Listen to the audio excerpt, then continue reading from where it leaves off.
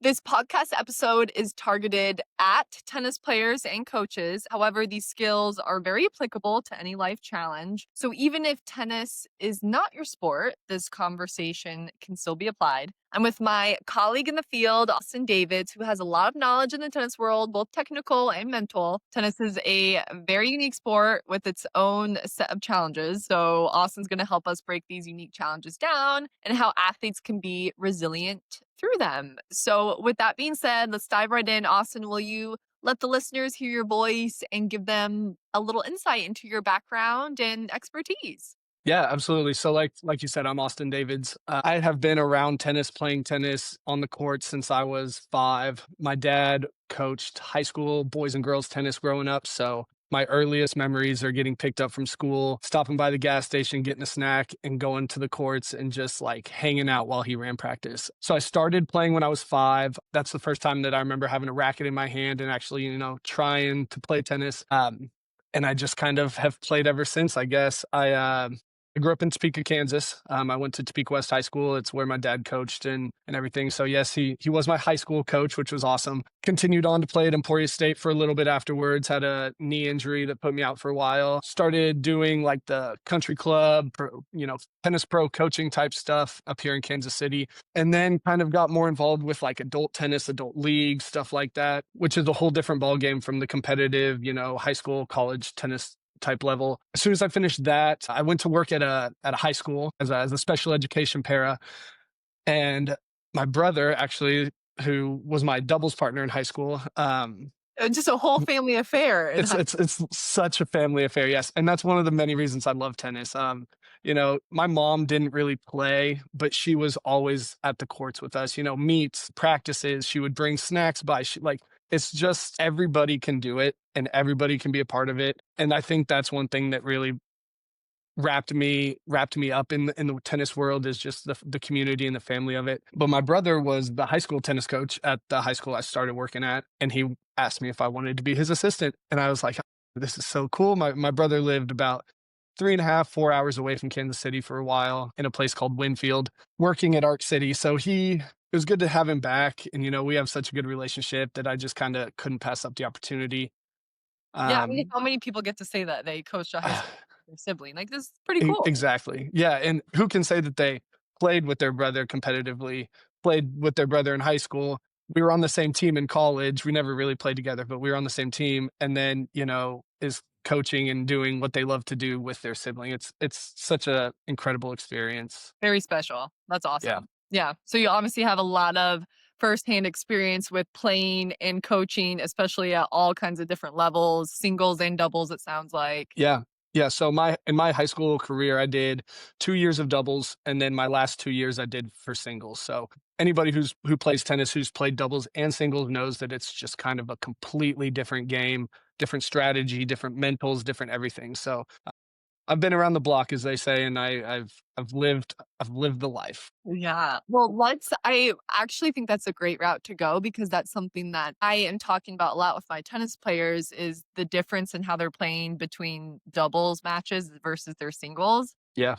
Typically, not everybody, but typically they play a lot better in their doubles. So what are just some of the biggest differences that you're noticing, Austin, why that might be? Well, the main reason is they have somebody there with them. They have a support system. They have somebody that, they can joke around with and laugh with and ease the tension. They have somebody that, who can pick them up and when they're struggling, so to speak.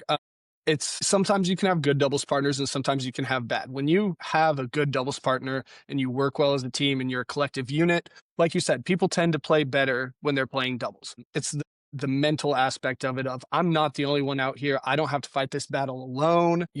I have somebody to help me out. I don't have to hit all the shots. That was always the thing for me is I'm not the one who's in control of the point at all time. It's us as a team. So that's usually what we see at the competitive level. I know a lot of kids like to play singles, but doubles is kind of seems to be on the uprise a little bit. And so yeah, just having somebody out there with you takes a lot of the stress off, a lot of the pressure. It's like playing with your best friend sometimes. Yeah, right. And especially in between points. And like what you said, like someone to just ease the tension.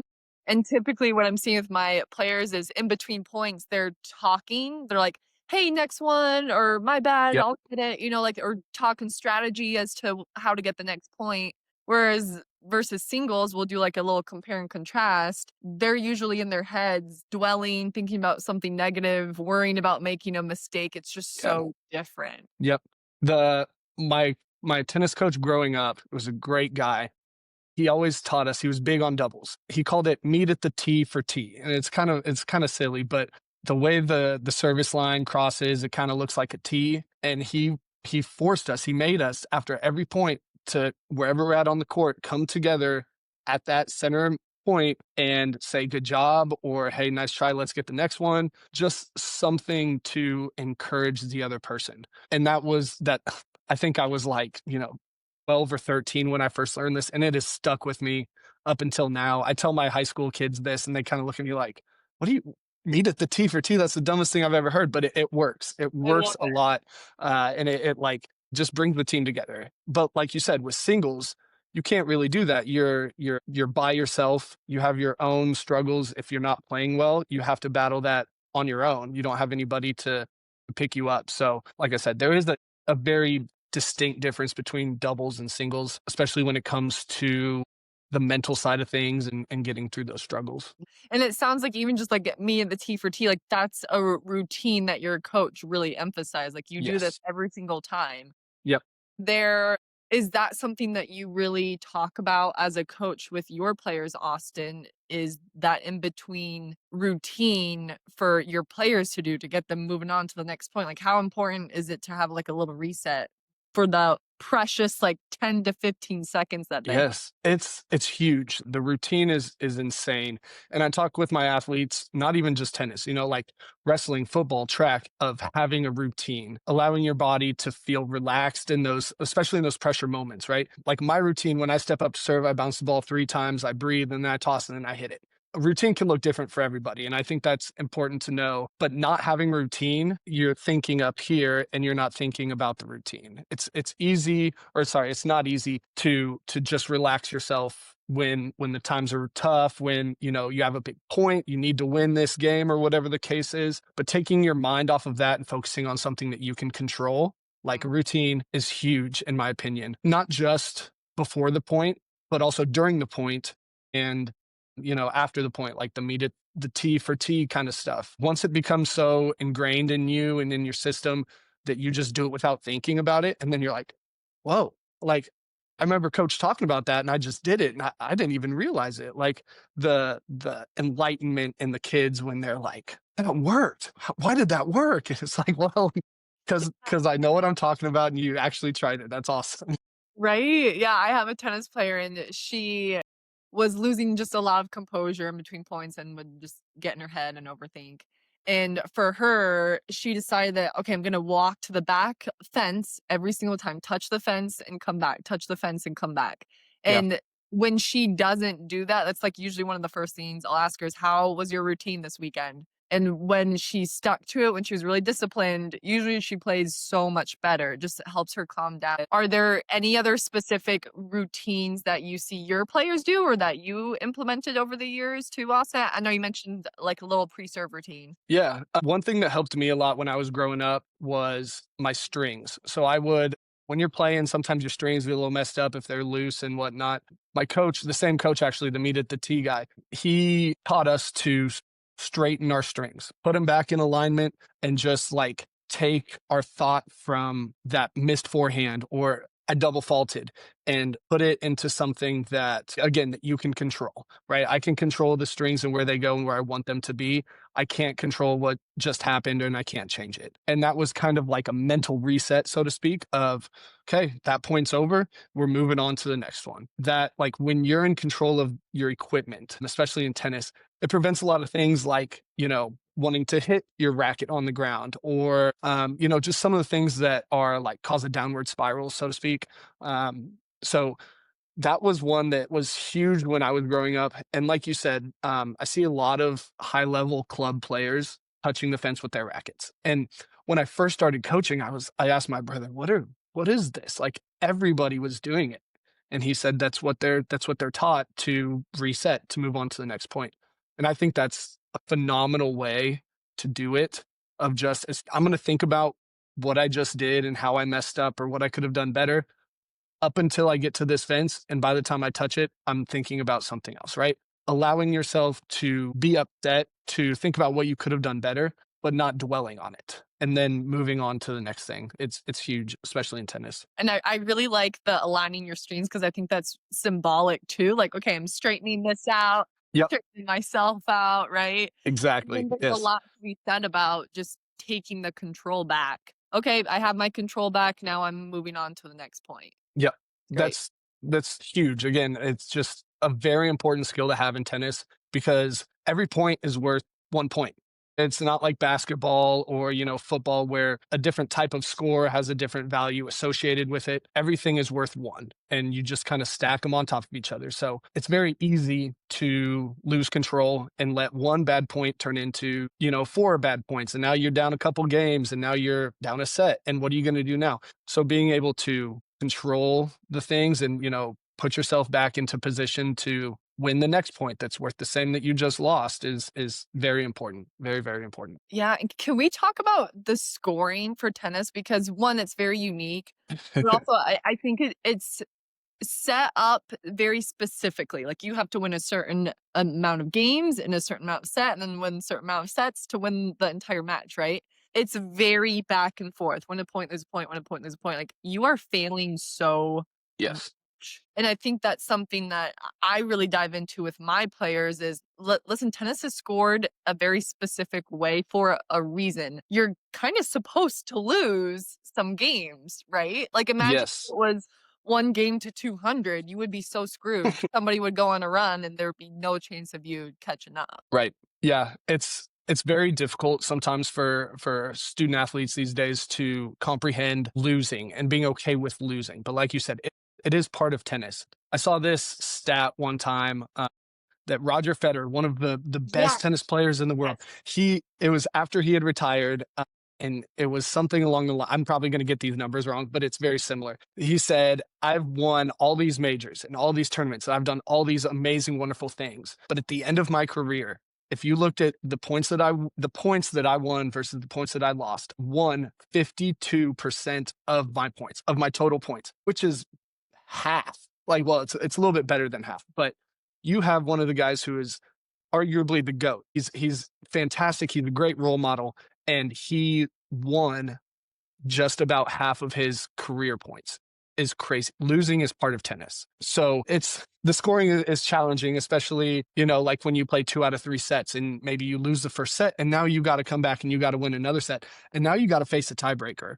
Or if you're playing a different format, you got to play a whole nother third set, which is not only mentally exhausting, it's physically exhausting too. There's just so much that revolves around the scoring that when you're learning and when you're, becoming a high level athlete, there has to be a sense of being okay with losing and not in the sense that you're complacent with your losing, but in the sense that it's part of the journey. I'm the kind of guy who always talks about it's a part of the journey. Like, this is going to get you to where you're supposed to be, but especially in tennis. And along with that, the thing I love about tennis that is different from other sports is there's no clock. There's no shot clock. Well, you obviously have time limits that you're supposed to do these things, but the clock doesn't hit zero. You don't lose because, you played for an hour and a half and crap, now I'm down. I lost the match. You could be down 6-5, love 40, and you still have a chance to win the match. You still have a chance. And so that's always stuck out to me in the sense that, you're never really out of it. And that has to do with the scoring, right? And the way everything is set up is just, you're always in the match. You're always going to have a chance to come back and win or, give up a lead and make it closer than it should be or whatever the case may be. Right. And so I think that definitely goes back to just the points you were making about resetting and routines. That's a necessity in tennis because you're going to lose at some point, whether it's Yep. some games or some sets. It's a natural part of the sport. So we need to really normalize that for our players and Yes. give them the skill of how are you going to reset and come back and go into the tie break with a fresh mindset and good Yeah, perspective. absolutely. At the high school level, I'm not sure how other states are, but the Kansas rules are we can talk to our athletes on changeovers. So whenever they switch sides and whatnot. And I see a lot of coaches who don't utilize that while their players struggling on the court and their players, they're losing or they're not playing very well. And it's like, good luck. in a sense. As a coach, I love to utilize those moments where it's, here's a strategy to try out that, I think is going to work. Cause sometimes as coaches, we have a better view from the outside when we're not playing, and we can see things that the athletes don't. But it's such a big thing, so important as a coach is to guide your athletes down that path of just, this is what's going on. This is what you need to do. I have confidence in you that you can do it. You might have lost a couple games. You might have lost a couple points. You might have missed a couple shots here and there, but that doesn't mean that this match is over. That doesn't mean that you're out of it. On the flip side, just because you're doing well doesn't mean you're going to continue doing well. Keeping yourself focused and locked in on that match and saying, finish the job, get the job done, walk off the court, and let's prepare for the next one, stuff like that. Even just those little comments give them direction, moves them forward, right? And I think that's definitely something that is unique about tennis as well, and golf. A Yes. lot of times you don't have your coach with you. You weren't traveling with your coach. Hmm. And so I think that's definitely a struggle for some of my players is, well, how can I reset and get a good game plan and strategy when my coach isn't here whispering at me, right? Yes, that for high level athletes, that is a huge problem. Just in the sense that a lot of kids these days focus more on the high level and the summer competitive tournaments and the traveling and stuff like that. The UTR tournaments and the L5, the L1s, whatever it is. So they don't really focus as much on high school tennis. We're seeing a lot of kids, especially in Kansas, who just don't play high school tennis. They're good enough to, go and win state, but college coaches, the high level college coaches just don't come out to high school tournaments very much. It's usually the JUCOs or the Division twos or Division threes or whatever it is. Those are the ones that come out and scout. So these kids, if that's what they want to do, they play these summer tournaments, and their coach at the club sometimes goes with them, sometimes doesn't. But I've seen a lot of kids struggle with not having somebody there to guide them, to show them this is what you need to do. They can't necessarily problem solve on their own, if that makes sense. And I think that's a good strategy and a good skill to have as a tennis player, is recognizing what situation am I in and how can I either stay in this situation or get out of this situation, and being able to do that on your own. I'm not saying that, coaches aren't important, because obviously you and I both can agree that they are. But if your coach is down on the other court talking to your other singles player and you're on court four struggling, you shouldn't have to rely on your coach to help you out. You got to take what they've said prior, things and just kind of help yourself through it. And I think that's a skill that more tennis players need to have, is advocating for yourself in a sense, and knowing what to do in certain situations. Yeah, yeah, and I like what you said is it's almost like you're giving them some questions to ask themselves, well, what's going well? What can I be doing better? How can I adjust if my opponent adjusts towards my play right now? Yep. And then I want to go back to, well, I think this is a good segue into the UTRs, Austin, because this is something, gosh, I think it's probably one of the biggest mental challenges that my tennis players have, at least, is just dealing with the rankings and knowing that everybody in the tennis world has this certain ranking. And what I see with my players is, if let's say they have a 5 UTR and they know that they're playing an opponent with a 4 UTR, they're putting so much pressure on themselves to win. And, oh, I should beat this person because they're ranked lower than me. And if I lose, then this will happen. I mean, how do you navigate that with your players? It's so tough. It's so tough. The thing that irks me the most is when a bracket comes out and this is where you're at and this is who you're playing. Well, are they good? What's their record? Like, where are they from? Well, that's not always important. Like, there was last year at the city tournament or the league tournament, I told my tennis players, you can't look at the bracket. Please don't look at the bracket. Look at who you're playing. Look at the name. Don't look at the school. Don't look at the seed next to them. Look at the name and go out there and play your match. It's that simple. The girls ended up getting second at league, and it was awesome and it was incredible. I don't know if that had anything to do with it, but it's just, we associate value with numbers a lot of times. Seeds, UTRs, there's just so many different things. And sure, those numbers are representations of our ability and our skill level, every now and then, but there's a reason you play the matches. There's a reason that you go out there and you play the guy who's quote unquote better than you, to, try to give it a shot, to make yourself better. And we talk a lot about making your opponent better, right? If the goal is to Like, yeah, I talked about community at the beginning. If you're giving your full effort and you're trying and you want to win the match, you're not only making yourself better, you're making your opponent better. That's a different discussion for a different time. But as far as UTRs go, these kids have goals for themselves and they want to play these college tournaments or these college level matches and go to these big tournaments that they can win and be successful in. But in order to do that, you have to have a certain number, a certain level of ability. You can't just enter it because I like tennis and I want to play tennis. You have to have something associated with it. So college coaches won't look at you if you don't have a certain UTR number.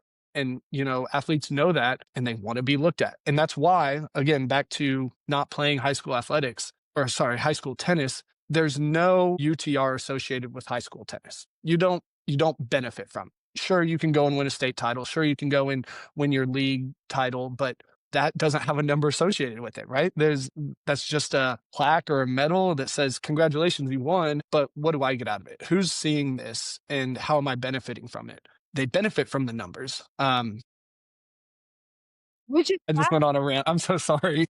It's sad to me that high school doesn't have UTR because I think that's where just a lot of camaraderie and community happens, and it's cool to be able to represent your school. So it makes me sad that we're seeing that die off nowadays. Yeah, I agree. And it's the vast difference in level of high school kids who play tennis, right? Somebody's varsity team could be another team's JV team. And when you go to a tournament, they're all going to play each other's. Since I've coached in the high school world, there's a lot of times where somebody isn't challenged or pushed for the whole entire tournament because they're that good and there's just nobody to challenge them. And so I guess I can't complain because these kids want to be challenged. They want to go to these tournaments and be pushed and get better. And they're just sometimes they don't get that in high school sports.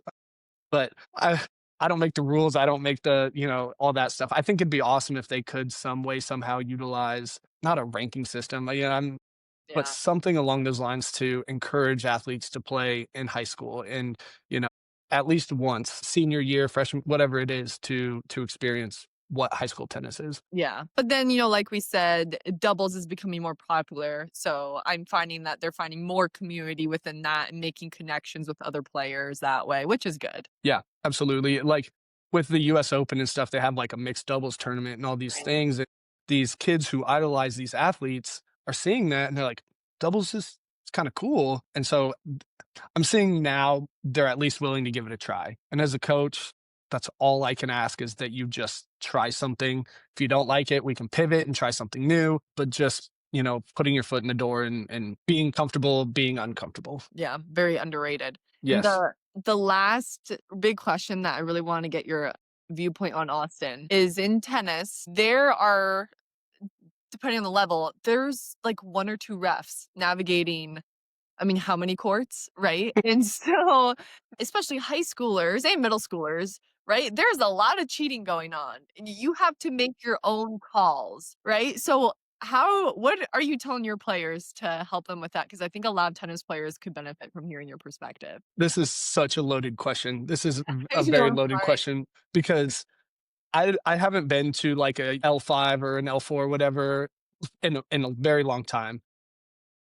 So I don't know what kind of officiating they have there. I've heard word on the street is some of the clubs are starting to get, like the eagle eye or whatever installed on certain courts. Oh, So don't know the accuracy of that. Whatever. But at the high school level, it is very, very, very uncommon to see an official at any tournament besides state. And even then they're on day 2 of state because our state is a 2-day tournament and they're watching the finals, the semifinals, stuff like that. And like you said, there's sometimes 18 courts of matches going on and you have one official, which uh, I it's insane to me because you have to make your own calls. And if there's a dispute, what are you going to do? Obviously, it's hard to have 18 officials at a tournament at one given time. But one thing that helps. And my brother is really, really good at this. He's an awesome coach. He's an awesome guy. At the preseason parent meeting, he always has one before boys season, before girls season. The parents come in, and he just kind of outlines the season. This is our schedule. This is my brother. Where the coach is, whatever. He has in his packet something along the lines of, "We do not cheat." We play fair. We hold ourselves to a higher standard. You're going to find people who are going to do that, and we are not going to put ourselves at that level. We're not. If it happens, we will discuss it, and you will more than likely not finish that match, or you won't play in your next one. Like almost having a zero tolerance policy on it is very important. And there's sometimes that you make a bad call, right? That sometimes the ball might have landed in and you saw it out. And the way tennis works is if you and I are playing, I'm making the call based on what I saw. So it's hard for you to say, well, I saw that in, and I'm like, well, I saw it out, because in the end, it's my call. It's my call. I have the final say. But I think sometimes the kids get a little like a shock factor almost of like, sometimes we see that they're scared to call a ball out, or sorry, call a ball that's out. Mm. They seem to be afraid because they don't want the repercussions of, now my coach thinks I cheated, or what if they thought it was in? But we have never really had issues with it for the most part. I shouldn't say that with certainty, but You set the expectation from the start, which is yep. good. Yeah. And it's nice to have the parents on board with it too, because I don't know how influential parents are on line calls. If the kid goes home and the parent says something like, yeah, I thought you played a lot of shots that looked like they were out, and now the kid's thinking something different. But the parents knowing that we don't tolerate it is huge. It's funny you say that, because I was actually at a tournament a couple weekends ago, and they needed a line judge. They said there was a dispute. Somebody disagreed with the call, and they needed a line judge out there. And who's going to do it? Of course, me. And it's not fun. It's not fun, but it's part of tennis, and it's just kind of one of the things that comes with the job. But I will say this, I do wish that athletes prioritized good sportsmanship and calling the correct lines. And this sounds crazy, but giving your opponent the benefit of the doubt sometimes. They're not always out to get you. I always like to say, if you make a call that I disagree with 3 times, then I'm going to say something. The first one is like, are you sure? Okay, whatever. The second one is, are you sure? I'm pretty sure that one was in. And then the third time it's on a changeover or something. You don't have to be mean about it. Just hey man, like, pretty sure these shots I'm hitting are in. Like, I don't want to have to escalate this. I don't want to have to, do Mhm. something about it. Just want you to know that I'm kind of disagreeing with your calls, and be nice about it.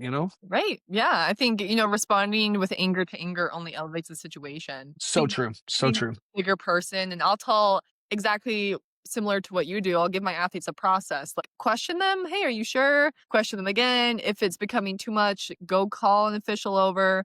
But Yep. you really just got to focus on what you can control and make it more obvious next time, because there's nothing you can do about it. A lot of we see kids who think that they got cheated, and the solution to that is to cheat them back, and now it just becomes a big huge cheat fest, right? And now we've got emotions running high. We have parents on the bleachers getting upset. It just spirals into a mess when it doesn't need to. Be the bigger person. Be the bigger person. You talk about having a procedure, so to speak. Mhm. That's also stuff we talk about in our preseason parent meeting, and with the girls, the girls and the boys, before the season even starts, of, this is what you do. You don't handle this situation. You come get me, or, a coach, and let them handle it. This is not to be settled on the court by you guys if something is actually happening, if it is a big cheat fest, as I like to call it. So, Right. Yeah. Your job is to play tennis. So let's yep, focus on that. Yeah. And yep, give them the yep. process. They don't have to think about it anymore. They just know exactly what they're going to do. You said controlling the controllables, and yeah, I think, as sports psychology people, that's the thing I preach the most, is what can you control, what can you not. Okay, don't think about the things that you can't control. Think about the things you can. Calling your own lines is a thing that you can control, right? I can control if I call this ball in or out. Your opponent's line call is something you can't control.